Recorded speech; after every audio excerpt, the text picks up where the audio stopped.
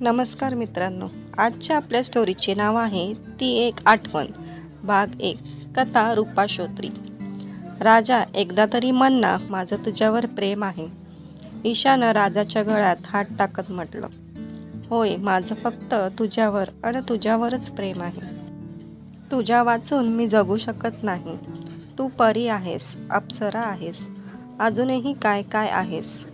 अजूनही काही डायलॉग ऐकायचे आहेत.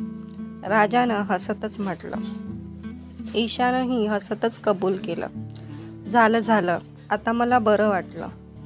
गेली 8 वर्ष राजा आणि ईशा एकमेकांना ओळखतायत. एकाच कॉलेजात शिकायची दोघं. सुरुवातीला मैत्री होती. अभ्यास सांभाळून दोघं एकत्र फिरायची, कॉलेजच्या कार्यक्रमात भाग घ्यायची. मैत्री पुढे प्रेमात बदलली. ईशा एका संपन्न कुटुंबातली एकुलती एक मुलगी होती. तिला पैसेवाला नाही तर प्रेम करणारा, समजून घेणारा नवरा हवा होता.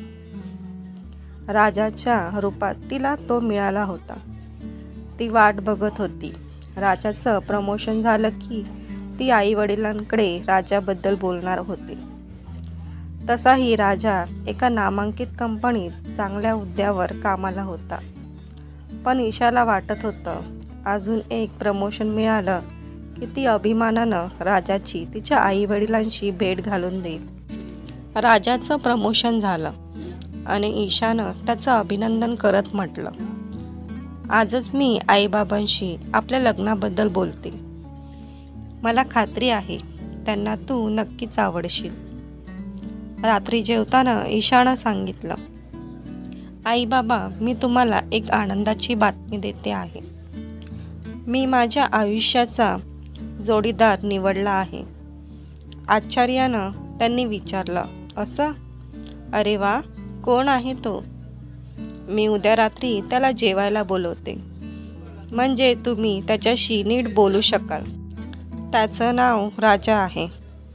दुसऱ्या दिवशी राजा ईशाच्या घरी गेला. त्याचं शिक्षण, नोकरीतला हुद्दा, त्याच्या इतर आवडीनिवडी सगळंच इतकं छान होतं की ईशाचे आईवडील एकदम खुश झाले. ईशा, तुझी निवड एकदम परफेक्ट आहे. आम्हाला असाच जावई हवा होता, त्यांनी म्हटलं. पुढल्याच रविवारी ईशाचे आईवडील राजाच्या घरी त्याच्या आईवडिलांना भेटायला गेले. दोन्ही घराणी सुसंस्कृत, श्रीमंत होती.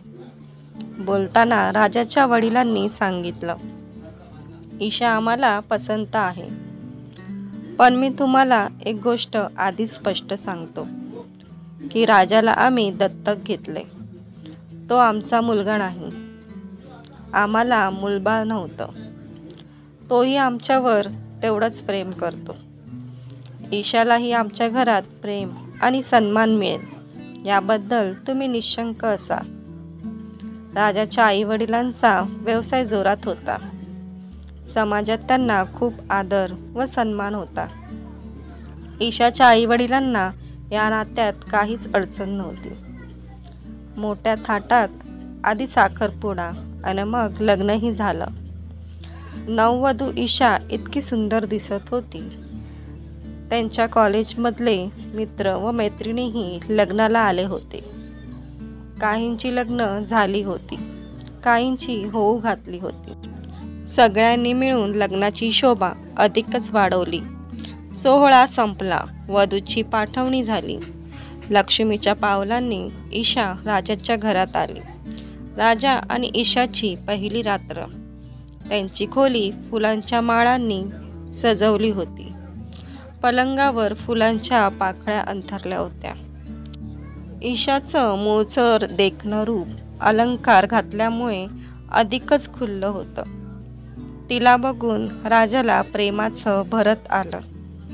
तो टक लावून तिच्याकडे बघत होता. त्यानं हात पुढे करताच ईशा त्याच्या मिठीत विसावली. दुसऱ्या सकाळी ईशानं स्नान करून सुंदर निळी साडी परिधान केली. सकाळपासूनच मैत्रिणींचे फोन येऊ लागले. ईशा, पहिली रात्र कशी गेली? ती सर्वांना हसून सांगत होती, छान गेली, वंडरफुल. राजालाही मित्रांचे फोन येत होते. सगळा दिवस असाच आनंदात चेष्टा मस्करीत संपला. दोघंही मजेत होती. बघता बघता 1 महिना झाला. राजाला कामावर हजर व्हायला हवं होतं. ऑफिसमधल्या मित्रांनीही त्यांचं प्रेमानं स्वागत केलं. थोडीफार चेष्टा मस्करी झाली. भराभर दिवस उलटत होते. सकाळी ईशा राजा जाईपर्यंत त्याच्या भोवती असे. मग सासू सासऱ्यांना काय हवं नको बघे. स्वयंपाक करायला आचारी होता, पण वाढायला ईशा स्वतः तत्पर असायची. सासरे जेवून त्यांच्या कामावर गेले की सासूचं व स्वतःचं जेवण वाढून घेई. लग्नाला वर्ष झालं. सासू ईशावर प्रसन्न होती, पण तिला नातवंड बघायचे वेळ लागले होते. ती ईशाला म्हणायची, आता तुम्ही मुलं होऊ द्या. ईशा ही नम्रपणे म्हणायची, होय आई, बरोबर म्हणताय तुम्ही. आई राजालाही म्हणायची. तेव्हा तो हसून म्हणायचा, होईल आई, बाळ होईल, घाई काय आहे.